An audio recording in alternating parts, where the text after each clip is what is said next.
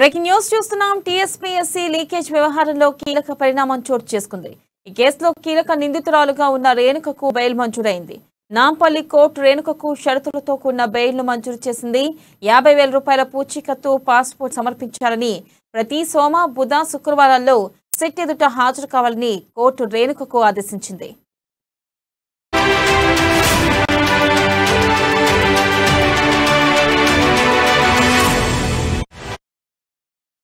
గతంలో కూడా Renuka bail petition దాఖలు చేయగా కోర్టు దాన్ని తిరస్కరించింది. రేణుక అనారోగ్యం, మహిళ కావడం, కేసు కూడా చివరి దశలో ఉండటంతో రేణుకకు బెయిల్ మంజూరు చేయాలని ఆమె తరఫు లాయర్ గుమ్మకొండ శ్రీనివాసరావు కోర్టును కోరారు. దీంతో ఆమెకు న్యాయస్థానం బెయిల్ మంజూరు చేసింది. ఇక ఇదే కేసులో మరో ఇద్దరు నిందితులు రాజేందర్, రమేష్ కుమార్లకు కూడా కోర్టు బెయిల్ మంజూరు చేసింది.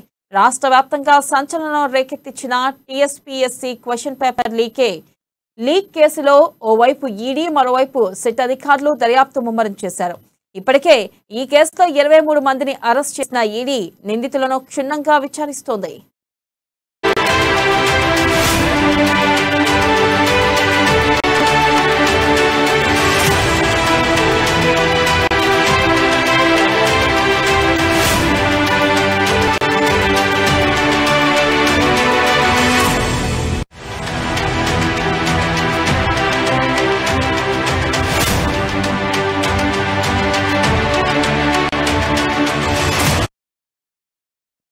బ్రేకింగ్ న్యూస్ చూస్తున్నాం. టీఎస్పీఎస్సీ లీకేజ్ వ్యవహారంలో కీలక పరిణామం చోటు చేసుకుంది. ఈ కేసులో కీలక నిందితురాలుగా ఉన్న రేణుకకు బెయిల్ మంజూరు అయింది.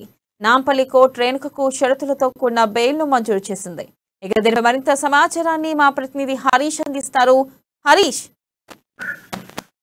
Thank you Vennela. టీఎస్పీఎస్సీ సంబంధించిన పేపర్ లీకేజ్ వ్యవహారంలో కీలక పరిణామం చోటు చేస్తుందని చెప్పొచ్చు. ప్రధానంగా ఇదైతే ఈ పేపర్ లీకేజ్ వ్యవహారంలో కీలక నిందితురాలైన రేణుకకు బెయిల్ మంజూరు చేయడం జరిగింది. ప్రధానంగా ఏదైతే పేపర్ లీకేజ్ వ్యవహారంలో ఏదైతే టీఎస్పీఎస్సీ సెక్రటరీ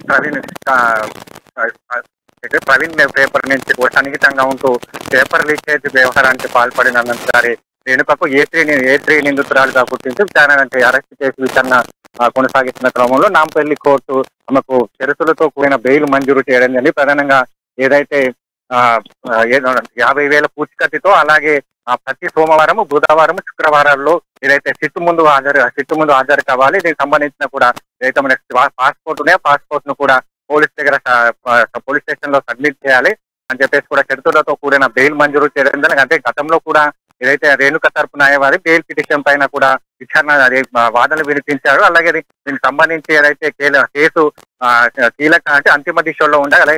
అలాగే రేణుకకు సంబంధించి అనారోగ్య కారణాల రీత్యా కూడా బెయిల్ మంజూరు చేయాలని ఆయన నిన్న కోర్టులో వాదనలు వినిపించడం జరిగింది. కోర్టు దీంతో అయితే రేణుకతో పాటు A12 గా నిందితులైన రమేష్, అలాగే A13 గా ప్రశాంత్లకు బెయిల్ మంజూరు చేయడం జరిగింది. ప్రధానంగా టీఎస్పీఎస్సీ పేపర్ లీకేజ్ వ్యవహారానికి సంబంధించి ఇప్పటికే 23 మందిని అరెస్ట్ చేయడం జరిగింది. వారి విచారణ కొనసాగుతూ వస్తుంది. అయితే ప్రధానంగా అయితే దీంట్లో రేణుక కావచ్చు, రేణుక భర్త రెడ్డి అనే సంబంధించిన కూడా అకౌంట్ డీటెయిల్, అలాగే దానికి సంబంధించిన బ్యాంక్ డీటెయిల్స్ లో ఇది ఎవరెవరికి డబ్బులు అమౌంట్ డ్రా అనే దానిపైన కోణంలో ఇప్పటికే విచారణ కొనసాగుతుంది. దీనికి సంబంధించి కూడా ఆ లింక్లతో పాటు అందరినీ అరెస్ట్ చేసే ఈ పేపర్ లీకేజ్ వ్యవహారంలో ఎవరెవరికి ఎక్కడెక్కడ లింక్స్ ఏర్పడిన దానిపైన కూడా కోణంలో ఇక్కడ సిట్ దర్యాప్తు కొనసాగుతుంది. దీనికి సంబంధించి అయితే A3 నిందితురాలుగా ఉన్న ఈ రేణుకకు సంబంధించిన, అలాగే తన భర్తకు సంబంధించిన అకౌంట్, అలాగే బ్యాంకు డీటెయిల్స్ సంబంధించి వాళ్ళు ఎక్కడెక్కడ ట్రాన్స్ఫర్ అయ్యారు.